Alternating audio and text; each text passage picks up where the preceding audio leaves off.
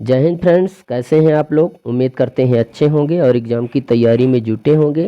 Friends, हर रोज़ की तरह आज मैं फिर से आप लोगों के लिए कक्षा 10वीं की सामाजिक विज्ञान का एक बहुत ही महत्वपूर्ण पार्ट भूगोल का अध्याय 2, जिसका नाम है वन एवं वन्य जीव संसाधन, इसके मोस्ट आईएमपी वस्तुनिष्ठ प्रश्नों को लेकर उपस्थित हुआ हूँ। फ्रेंड्स, ये आपके बोर्ड एग्ज़ाम के हिसाब से जितने भी वस्तुनिष्ठ प्रश्न इम्पोर्टेंट थे उन सभी को हमने इस वीडियो में समाहित किया है। इसके अलावा फ्रेंड्स, इसमें हम आपको ऐसे भी प्रश्न बताएंगे जो पिछले एग्ज़ामों में पूछे जा चुके हैं। तो फ्रेंड्स, इस हिसाब से यह वीडियो काफ़ी ज़्यादा इम्पोर्टेंट हो जाती है, तो प्लीज़ वीडियो पर शुरू से लेकर अंत तक बने रहिएगा। और अगर वीडियो पसंद आती है तो वीडियो को लाइक और दोस्तों में शेयर ज़रूर करिएगा। तो चलिए दोस्तों, बिना किसी देरी के वीडियो को स्टार्ट करते हैं और देखते हैं आज का हमारा पहला प्रश्न। वह कौन सी टिप्पणी प्राकृतिक वनस्पति जात और प्राणी जात के ह्रास का सही कारण नहीं है। ठीक है, तो इसमें वनस्पति जात यानी कि पेड़ पौधे, प्राणी जात यानी कि जीव जंतु के खत्म होने का कारण नहीं है। ठीक है, इसमें 4 ऑप्शन हैं जो कि प्राणियों के खत्म होने से रिलेटेड नहीं है। पहला है कृषि प्रसार, ए ऑप्शन है कृषि प्रसार, बी ऑप्शन है बृहत स्तरीय विकास परियोजनाएं, सी ऑप्शन है पशुचारण और ईंधन लकड़ी एकत्रित करना, और डी ऑप्शन है तीव्र औद्योगिकीकरण और शहरीकरण। ठीक है, तो इन 4 ऑप्शनों में ऐसा कौन सा ऑप्शन है जो और प्राणी जो हैं इनके ह्रास का कारण नहीं बनता है। ठीक है, तो इसका जो ये सी नंबर वाला ऑप्शन है, ये वाला ऑप्शन इसका सही हो जाता है। ये ऑप्शन जो है तो वनस्पति जात एवं प्राणी जात के ह्रास का सही कारण नहीं है। बाकी तीव्र औद्योगिकीकरण भी जो है तो पेड़ पौधों को खत्म करता है और जीव जंतुओं को खत्म करता है, शहरीकरण भी करता है, बृहत स्तरीय विकास परियोजनाएं भी करती हैं और कृषि प्रसार भी करता है। लेकिन पशुचारण और ईंधन लकड़ी एकत्रित करना, ये इनको कोई नुकसान नहीं पहुंचाता है, दोनों को, प्राणी जात और वनस्पति जात को। उसके बाद हमारा अगला प्रश्न है, इनमें से कौन सा संरक्षण तरीका समुदायों की सीधी भागीदारी नहीं करता है। ठीक है, कौन नहीं करता है सीधी भागीदारी। हमें आप ए ऑप्शन है संयुक्त वन प्रबंध, बी ऑप्शन है चिपको आंदोलन, सी ऑप्शन है बीज बचाओ आंदोलन और डी ऑप्शन है वन्य जीव पशु विहार का परिसीमन। ठीक है, तो इसका जो ये डी नंबर वाला ऑप्शन है ये सही हो जाता है।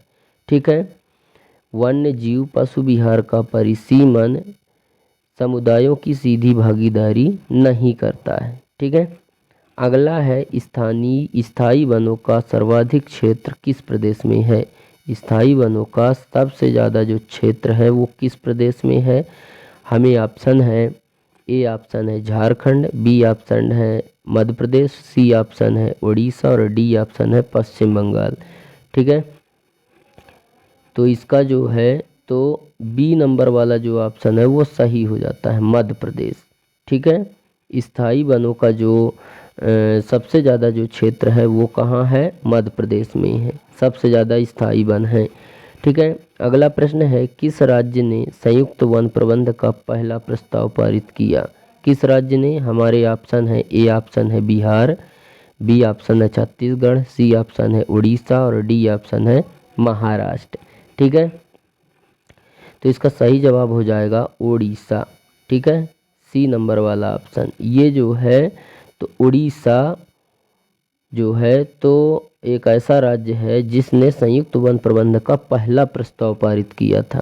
ठीक है, हमारा अगला जो प्रश्न है वो है कि निम्नलिखित में से कौन सा टाइगर रिजर्व पश्चिम बंगाल में डोलोमाइट खनन के कारण गंभीर खतरे में है।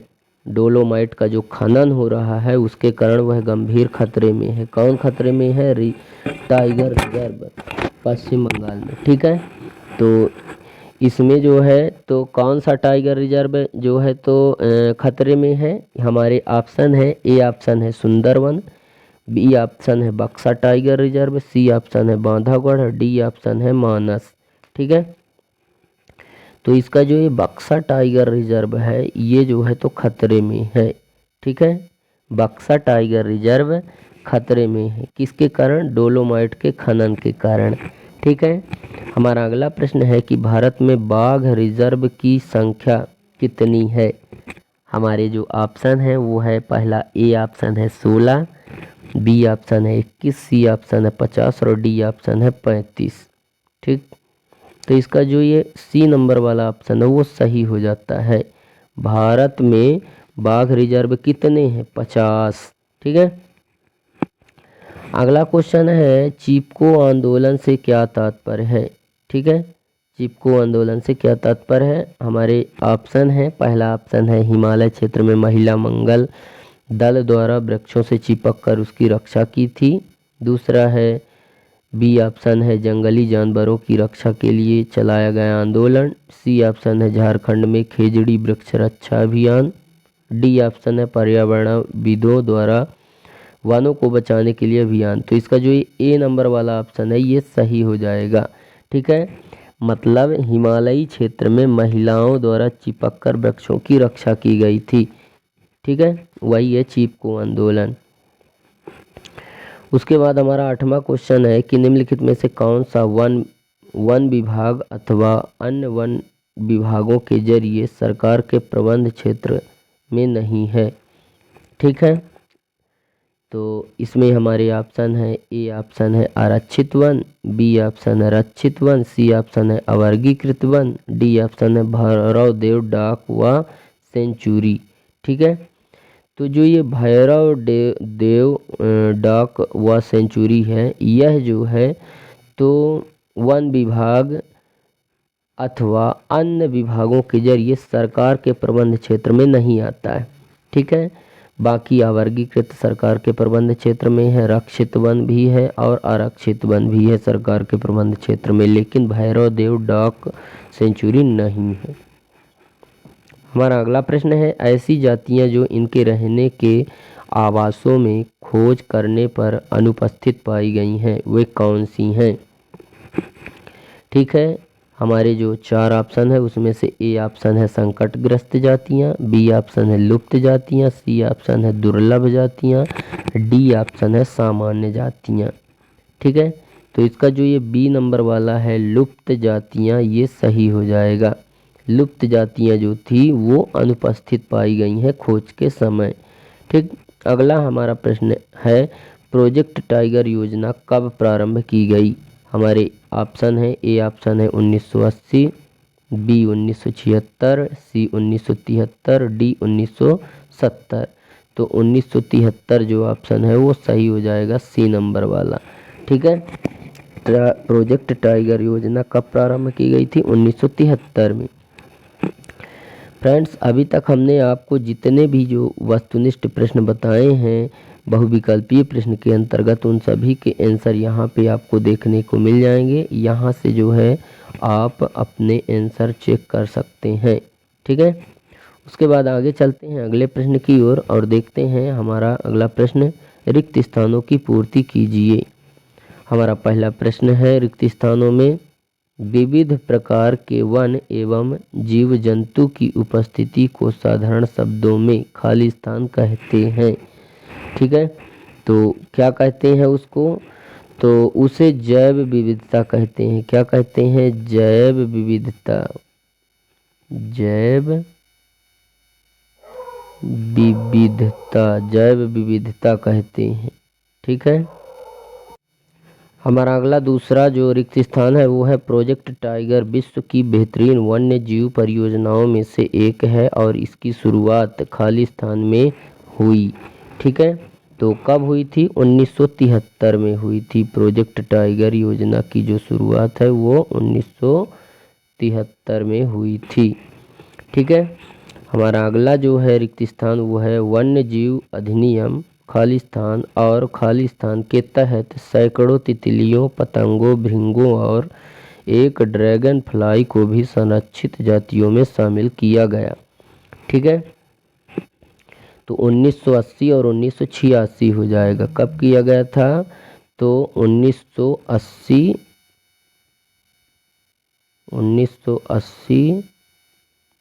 व 1986 के तहत सैकड़ों तितलियों, पतंगों, भृंगों को तथा एक ड्रैगन फ्लाई को भी संरक्षित जातियों में शामिल किया गया था।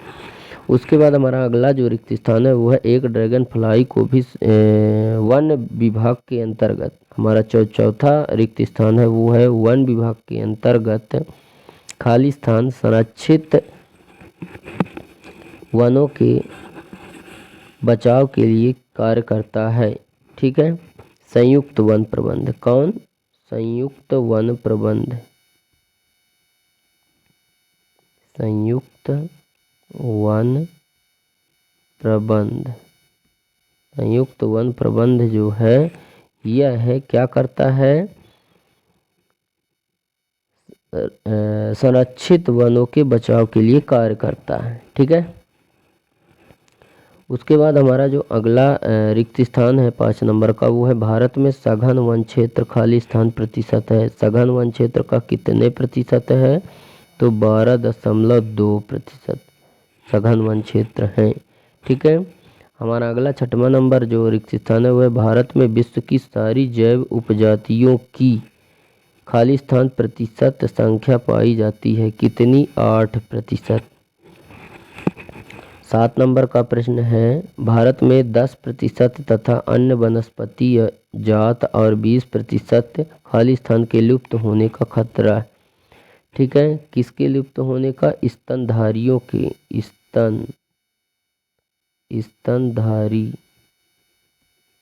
स्तनधारियों के लुप्त होने का खतरा है। ठीक है, हमारा अगला आया 8 नंबर का रिक्त स्थान वन खाली स्थान उत्पाद हैं जिन पर दूसरे सभी जीव निर्भर करते हैं।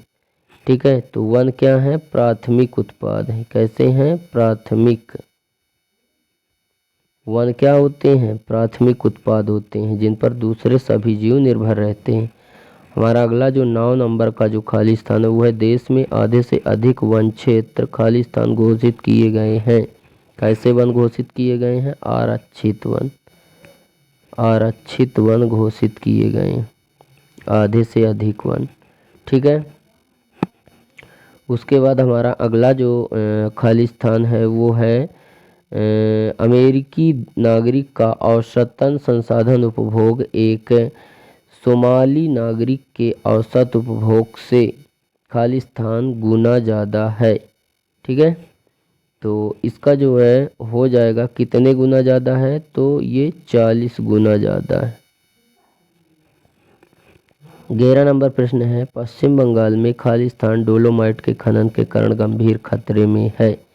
ठीक है, तो कौन गंभीर खतरे में है? बक्सा टाइगर रिजर्व। बक्सा टाइगर रिजर्व। बक्सा टाइगर रिजर्व जो है ये गंभीर खतरे में है। अगला है पश्चिम बंगाल में खाली स्थान, ये वाला तो हो गया। 12 नंबर का खाली स्थान की पूजा सदियों पुराना जनजातीय विश्वास है। ठीक है, तो किसकी पूजा सदियों पुराना जनजातीय विश्वास है? प्रकृति की, क्योंकि इंसान जो है प्रकृति का गुलाम था। ठीक है, प्रकृति की पूजा सदियों पुराना जनजातीय विश्वास है। जनजातीय लोग प्रकृति की पूजा बहुत पुराने समय से कर रहे थे। ठीक है, उसके बाद यहाँ पे आप फ्रेंड्स देख सकते हैं जितने भी हमने रिक्त स्थान करवाए हैं उन सभी के आंसर यहाँ पे आप देख सकते हैं। ठीक है, उसके बाद देखते हैं हमारा अगला जो प्रश्न है, प्रश्न नंबर जो 3 है वो है सही जोड़ी मिलान कीजिए। इसमें से देखते हैं भारत की लुप्त प्रजातियाँ। ठीक है, इनमें से हम देख लेते हैं हमारा जो इसमें भारत की लुप्त प्रजाति है उसका सही मेल क्या होगा वो चीज़ देखते हैं। तो इसका जो सही मेल होगा वो हो जाएगा एशियाई चीता। ये जो है लुप्त हो चुका है एशिया महाद्वीप से। दूसरा, स्थायी वनों का सर्वाधिक जो क्षेत्र है वो मध्य प्रदेश में है, मैंने अभी बताया है। अगला है काला हिरण, वो जो है संकटग्रस्त जाति है।